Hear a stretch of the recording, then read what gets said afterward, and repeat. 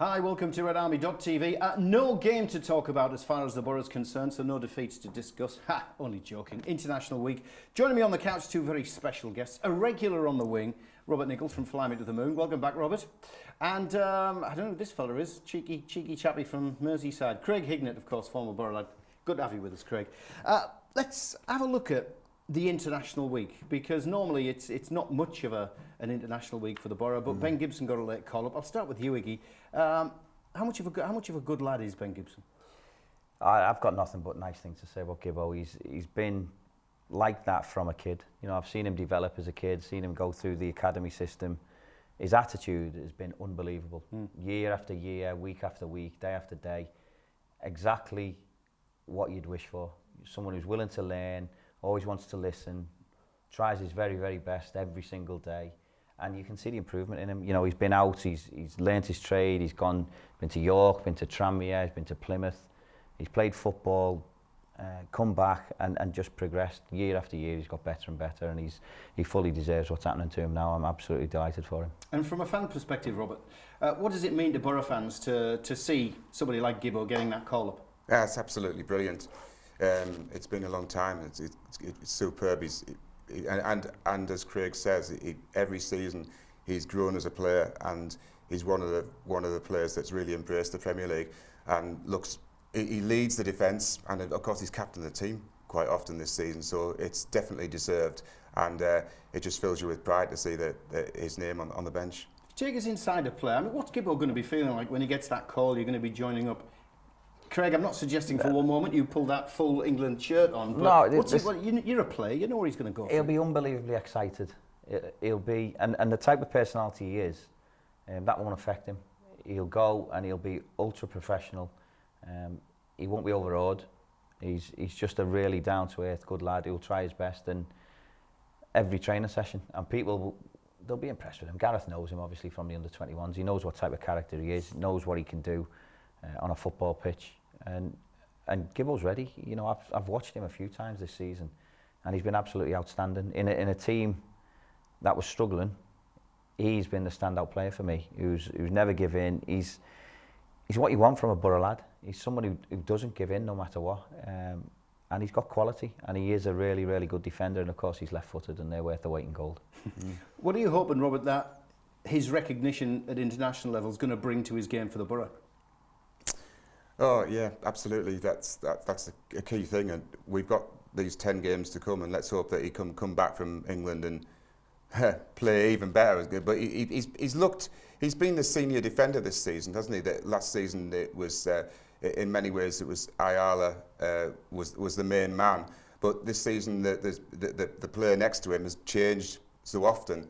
It's been Ben Gibson that's held everything together, and we're going to need that in the next few games. But going forward, let's hope he's still a Middlesbrough player, and he develops to be one of the all-time greats as a centre half at Middlesbrough. Because in being good company, there's some great players that have played in the defence. And the international call-up wasn't just the only change that we've seen to the norm. Behind the scenes at the borough, the coaching staff seems to have been juggled around a bit. Jonathan Woodgate's come in. What does that mean?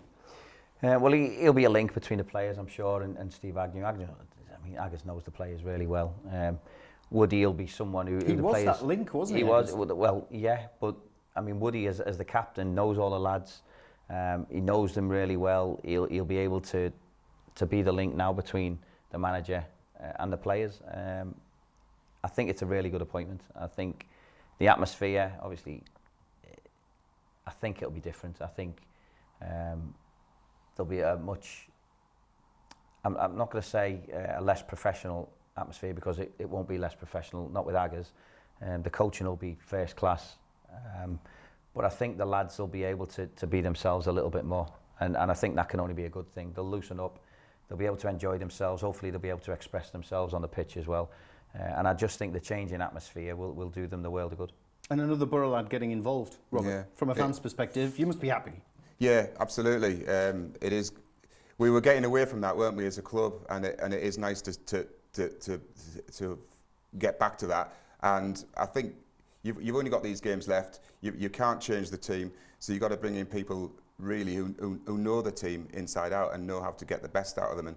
And Woody's he's coming back from outside, isn't he? So it's a really good appointment. It should really work well with the sort of backroom team they're putting together, which looks quite impressive. Yeah, it's got all good stuff, of course. More Borough lads coming in, getting involved. Let's take a break on the chat for now. Let's catch up with the latest goings on in and around the borough. Here's Heidi with the news. Jonathan Woodgate returns to Middlesbrough as a first-team coach. He becomes the latest addition to Steve Agnew's coaching staff following the appointments of Joe Jordan and Paul Jenkins. Agnew said he's delighted to have him on board, bringing his expertise and good character. MFC is arranging a free fan zone behind the North Stand before the Borough match against Burnley on the 8th of April. There will be lots of different activities, including stage entertainment, competitions, guessing games and live music from TFM Big Audition winners Beth Coates and Craig Rodham. The fan zone opens at 12 noon. Dale Fry featured as England under-20s beat Senegal to win the Four Nations tournament in France. Fry was a 75th minute substitute in his second appearance of the competition, having played 90 minutes against Portugal. After beating France and drawing against Portugal, last week the win over Senegal meant Paul Simpson's side finished the competition unbeaten. Borough star Ben Gibson is not just a hero on the pitch. Last week Gibson surprised two young fans in Redcar after Borough club partners CLS Sports and Charity Smile for a Child revamped their back garden with AstroTurf and safe play equipment. Brothers Cohen and Indy Cartwright both suffer from a rare life-limiting disability, and Gibson admitted it was a real thrill to see the smiles on their faces. And don't forget, if you have any Borough-related news you'd like us to include, please get in touch. You can email studio@RedArmy.tv or via social media at Borough Red Army. Thanks for that, Heidi. Right, we have got Higgy in town, so we did mention on social media that you were going to be here, mate, and we got a few questions in from the viewers. The first is Silver Smoggy, like it. Would you fancy being number 2 to Fabrizio Ravanelli as manager? I love it. I love these questions. Listen, he caused enough havoc when he was here the first time. Imagine what he'd do the second time.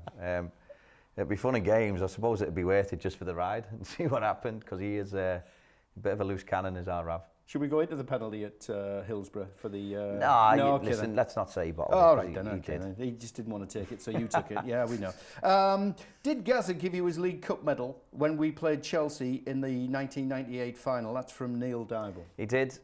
He felt really bad about, because it was his debut. Yeah. It was the first time he'd been involved, and he felt really bad about it. And yeah, he offered me his medal. Yeah.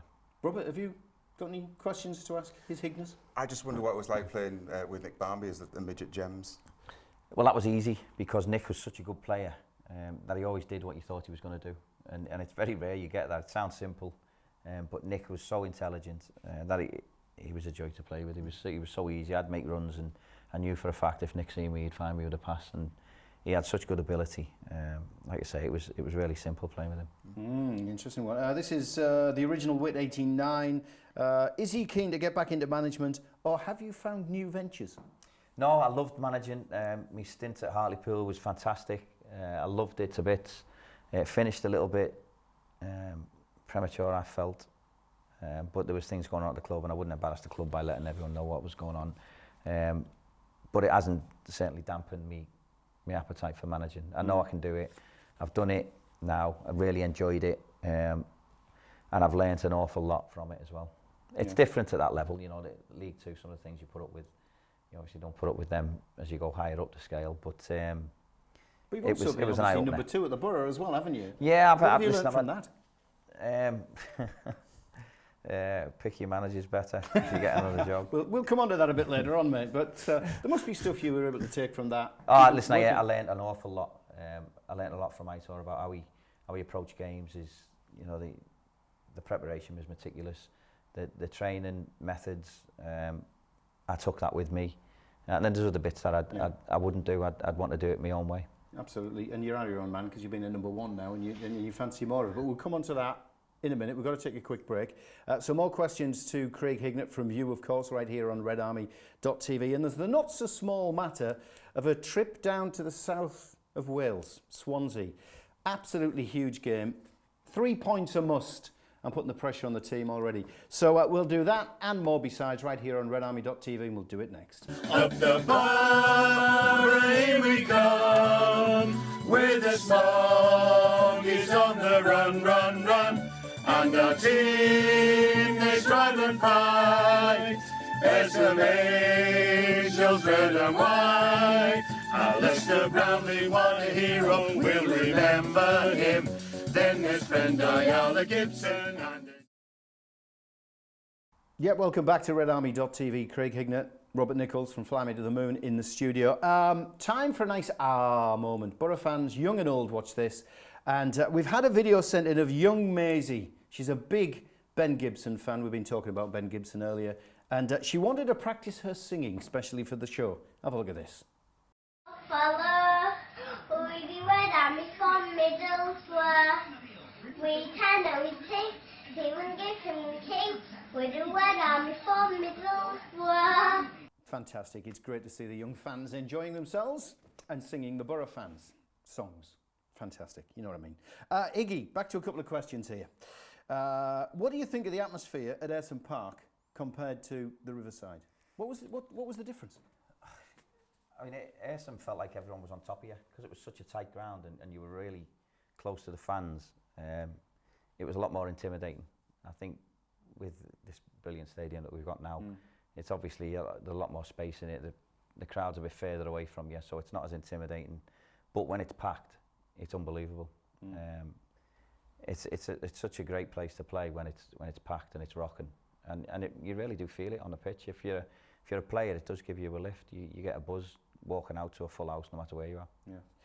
You're practicing your boxing again, aren't you? You're getting into shape. Yeah, I'm going back. Yeah. Right, I'll give Rob this one to ask then.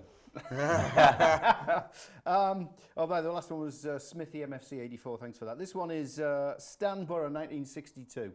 Probably gives his age away. What happened between you and Aitor Karanka to make you leave the borough? We had to ask it, mate. I know, I get asked it all the time. We just had a disagreement after the Blackburn game. He said one or two things that I didn't agree with, and I've always been one to speak my mind. And then after that, we obviously couldn't work together. It was untenable, and that was it. That was all there was to it. It was just a big fallout. Yeah, we had a big fallout, and he was a big baby, and that was it. It's fair enough. Ask the questions, you get the answers, don't you?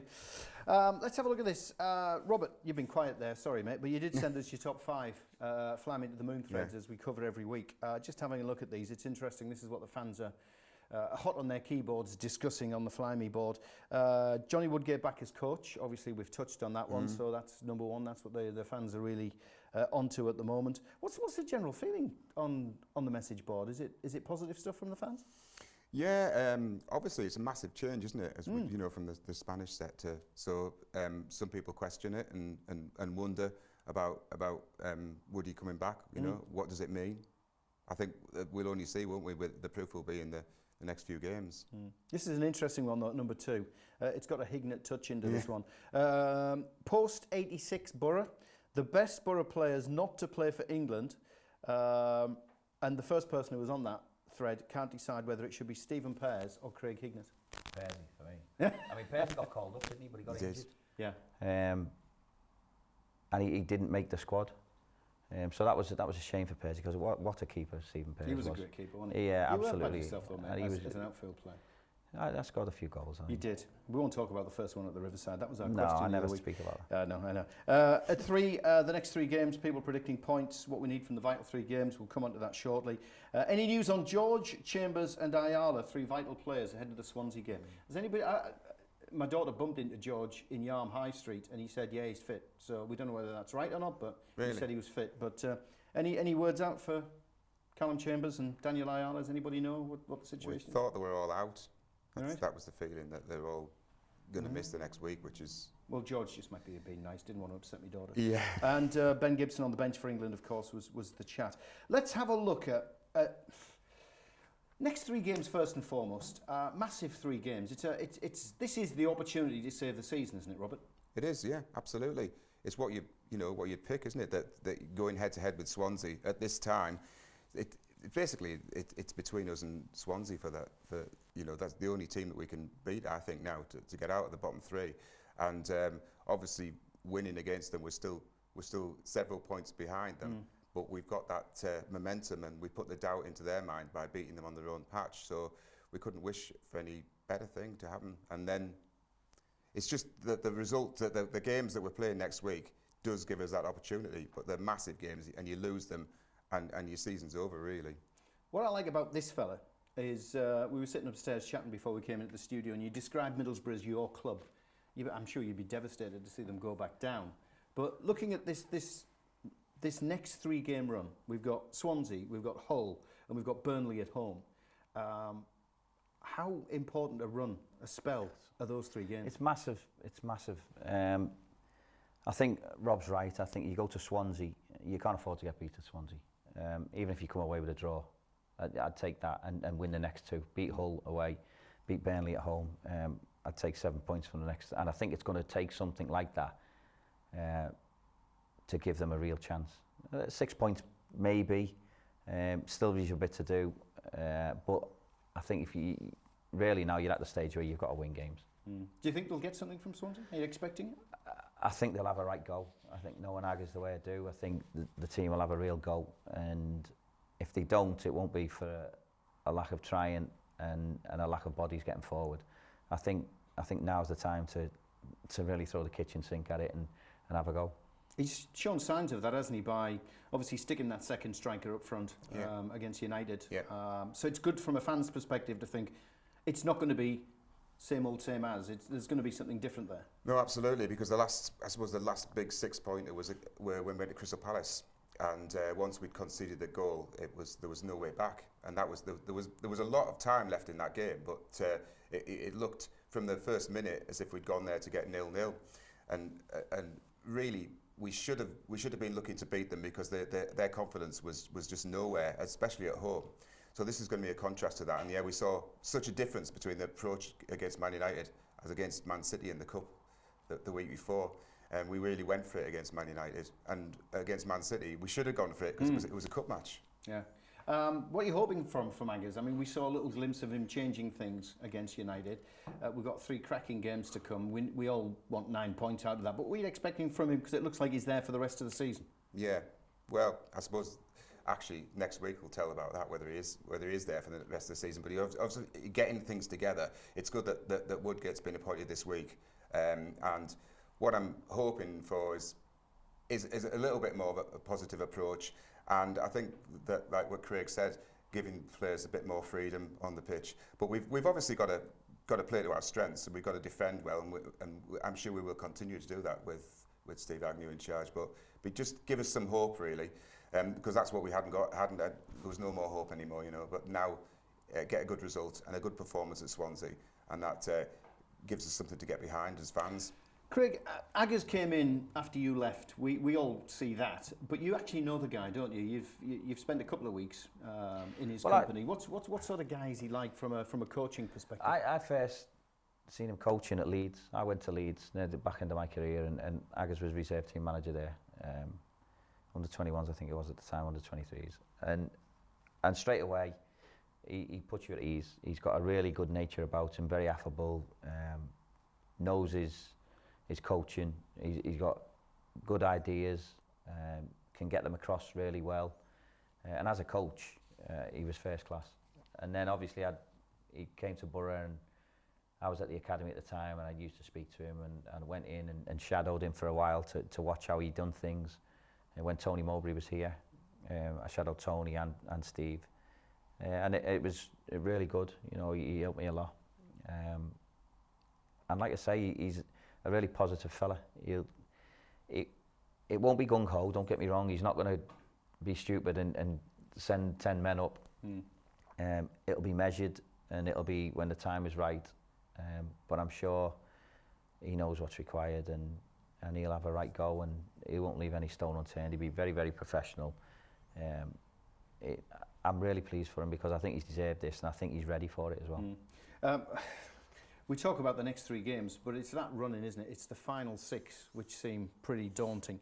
Away to Bournemouth, home to Sunderland, home to Man City, away to Chelsea, home to Southampton, away to Liverpool. Is that something we should be frightened of at this stage, or is that something you think Aggers will just go, yeah, roll the sleeves up and go for it? Well, so by then Chelsea will have won the league, so you don't know what state they'll be in. You think the last game Liverpool will know their fate. You just hope that they're not playing for a Champions League spot at the end of that. And Man City could be the same. You know, I think you look at them ones. You know, people have wrote them off already. You don't know what frame of mind they're going to be in. You don't know what type of teams they're going to play. You know, are they in cup finals? Are they going to rest people? So there's still there's still hope. I'd look at the Bournemouth one and I'd look at the Sunderland one and say, you've got to get something from them. Yeah. You've got to. And then who knows with the Southampton one, anything could happen because anyone can beat anyone on the day. It's just 6 cup finals. If it means more for Borough, it might mean more for Borough. Players might be jumping out of the way at the end of the season, looking forward to their holidays, in holiday mode. All that does go on, believe me. What we need now is prediction time because we've run out of time. Swansea, what are you going for? What do you think the scoreline? Quick scoreline. If they're going to win, it's going to be 2-1. Robert? Okay, I was going to do that one. I'll do it as well. You can. 2-1. You do it, if it's right. Well, I'm it's going right. to go 1-0. It's all positive. Fellas, thank you very much for your time. Thanks for joining us. First time on Made in Teesside as well, and we'll catch you next week.